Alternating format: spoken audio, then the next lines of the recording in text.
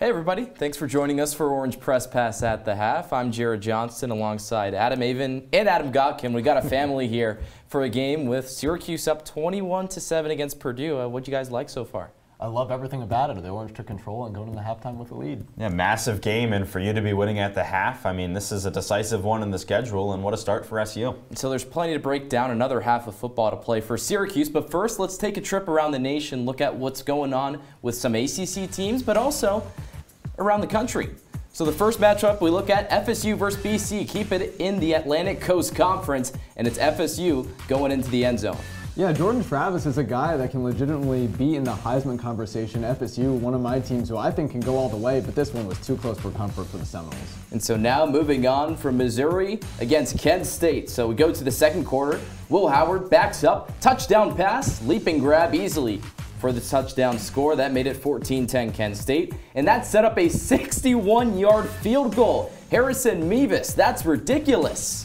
Yeah, I mean, what a game that was. And then this next game coming up, South Carolina, Georgia, another top 4 team in the country on the ropes. This Gamecock defense was just absolutely incredible in the first half. So was Spencer Rattler. But at the end, #1 team in the country, they got the win. Not surprising for the 10-point victory, but now we head down to Raymond James Stadium in Tampa, Florida. You think South Florida would be in this one? Well, Alabama would get going early, and they'd ultimately carry a lead, but you have to wait a little while till the weather takes a bit of the imperative there. That's pretty normal down in South Florida.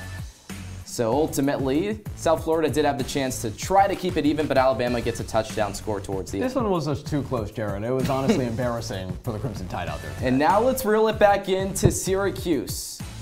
Basically even, this is the first drive for Purdue. Right on the goal line, they go for it on 4th down, and ultimately Hudson Card, he loses control of the football. Syracuse is going the other way. Yeah, this was an amazing defensive stop by the Orange after gaining some momentum and losing the ball on that first drive. Then obviously Schrader here walks it in for that touchdown. That's just ridiculous. And what else was ridiculous?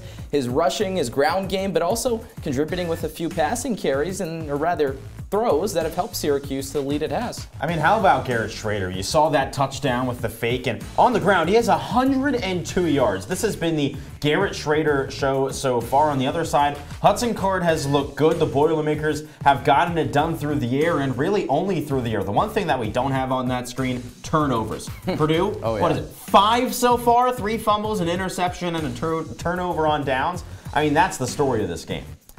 So the home team, the Boilermakers, have some work to do. It's Syracuse up by 2 scores. So without further ado, it's time to really think about what are your first half takeaways. We'll start with you, Adam.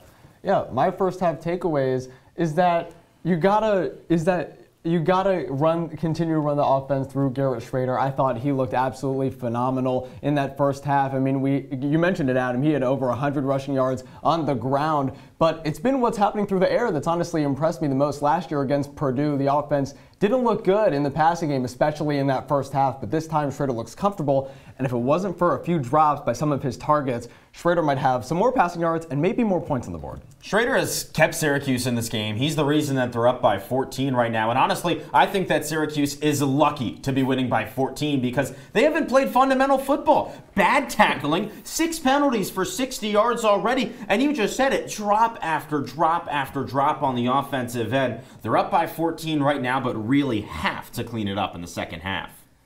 So, Gotkin, you've liked the play that Garrett Schrader has done so far, but a lot of things really have to pick up if Syracuse maybe wants to hold on to its perfect record heading into this one. So what do you have to do if you're Syracuse heading in that second half? I think what you really have to do is just continue to stop the run. Devin Mockabee has done almost nothing throughout this game so far. Syracuse stopped him last year. He had his second worst game of the season against the Orange. And again, he's under 30 yards so far through 30 minutes of game time. So continue stopping the run. Force Hudson Card to make some plays, and he's not that great at that all the time. So keep doing what you're doing on the defensive end, and hey, I mean, maybe Syracuse can pull out with the win.